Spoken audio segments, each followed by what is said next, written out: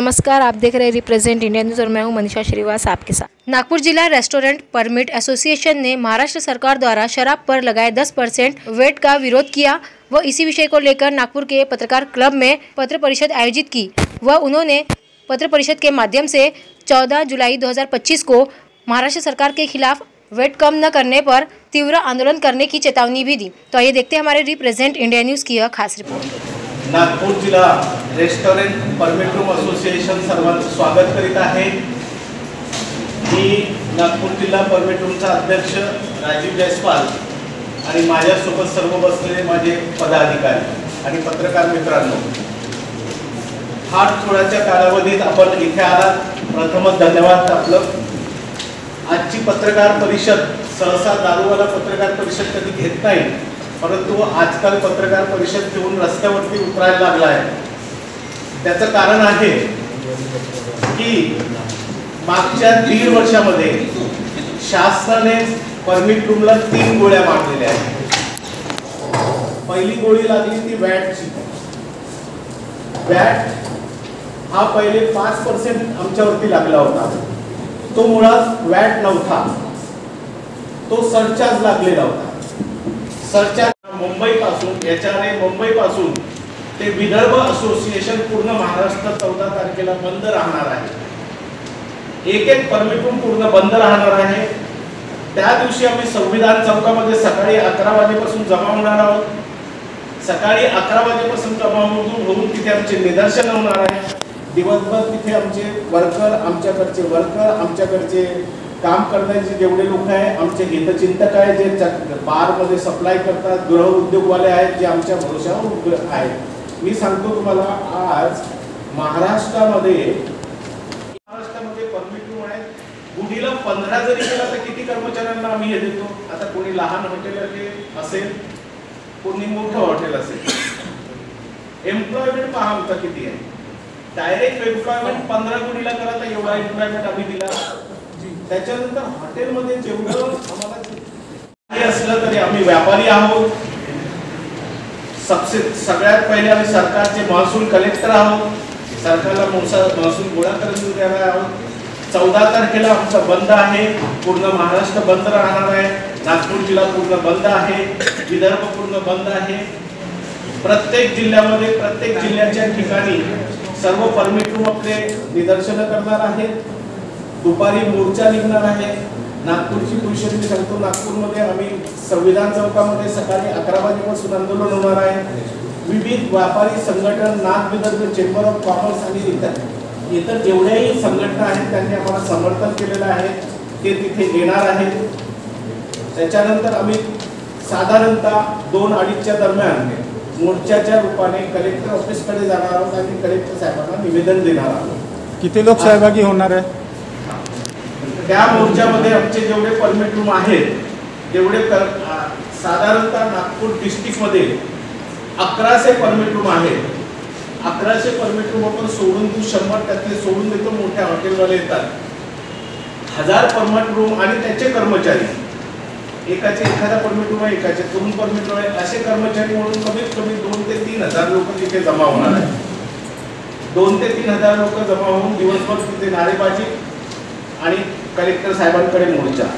जर यामध्येही सरकार जर ऐकलं नाही तर येणाऱ्या काळामध्ये जे आमची पूर्ण महाराष्ट्राची बॉडी डिसिजन घेईल, मग ते लागोपाठ बंद करायचं असेल, लाक्षणिक बंद करायचं असेल, कंटेनिंग बंद करायचं असेल, कलेक्टर साहेबांकडे चाब्या द्यायच्या असतील तर हे करणार आहोत। 10% टॅक्स सरकारला हटवावाच लागेल, कारण की हा 10%चा वॅट टॅक्स हा आमच्यावरती अन्यायकारक आहे। त्याच्यानंतर सरकारच्या नवनवीन स्कीम येतात, ड्रग अँड ड्राईव्ह झाली, मग 365 दिवसाच्या मध्ये तर 15 ते 20 दिवस बंद येतात। मग कुठे मोर्चा निघाला तर दारूवालाच बंद करायला ते आजकाल फॅशन झालाय। कुटुंब मोर्चा निकाला, अरे लॉ एंड ऑर्डर बिगड़ रही है या कुछ हो रहा है तो उसको संभालने के लिए कौन है?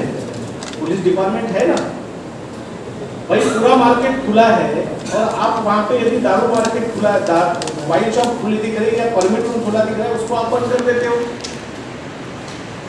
वेळोवेळी हायकोर्टाने आदेश देऊन सुद्धा ऐकत नाही, त्याच्यामुळे ते बंद होतात। मग ड्रंक अँड ड्राईव्ह अहो ड्रंक अँड ड्राईव्ह साधारण परमिट रूममध्ये कधीही ड्रंक अँड ड्राईव्ह होत नाही. ड्रंक अँड ड्राईव्ह तुम्ही मोठे मोठे जे क्लब्स आहेत, रईस लोक कहाँ जाते? क्लबच्या आजूबाजूला तुम्ही कधी पाहिलं की ड्रंक अँड ड्राईव्ह होत आहे? माझ्या नजरेत तर कधी पडलं नाही.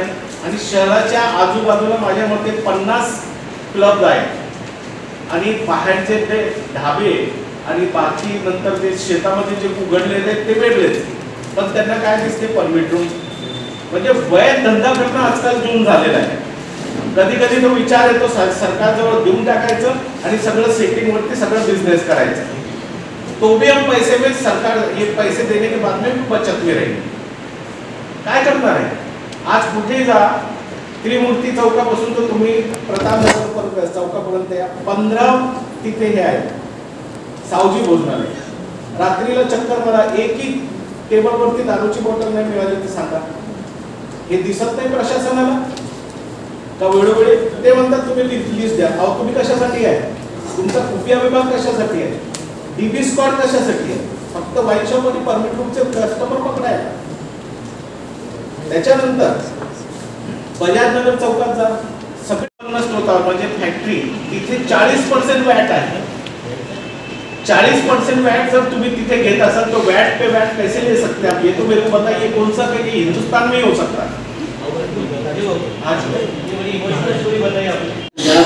परमिट रूम का हिसाब लगाएंगे. वैट का 10% वैट हर किसी के सेल पे होता है. जितना सेल जिस आउटलेट का हर एरिया का अलग अलग साइड से